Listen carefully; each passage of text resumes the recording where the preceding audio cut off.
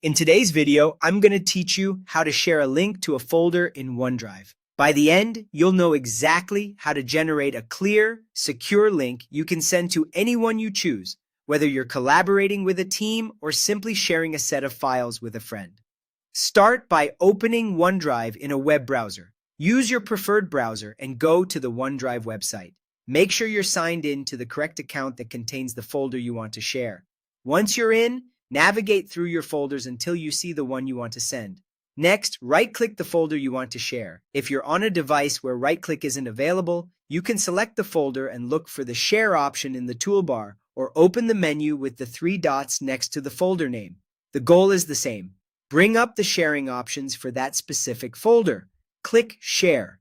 This opens the sharing pane, where you'll set how the link will work and who can use it. Think of this as the control center for access and permissions before you copy the link. Choose your link access. You'll typically see two clear options: anyone or specific people. Anyone creates a link that can be opened by anyone who has the link. It's fast and convenient, but remember that the link can be forwarded, so use it for content that's fine to be widely accessible. Specific people restricts access, so only the individuals you designate can open the link. This is great for confidential or sensitive content since it limits who can view the folder if the link is shared beyond your intended audience. Set the permission level. You can choose View or Edit. View means people can open and see the files but can't change anything. Edit allows them to add, modify, or delete items inside the folder.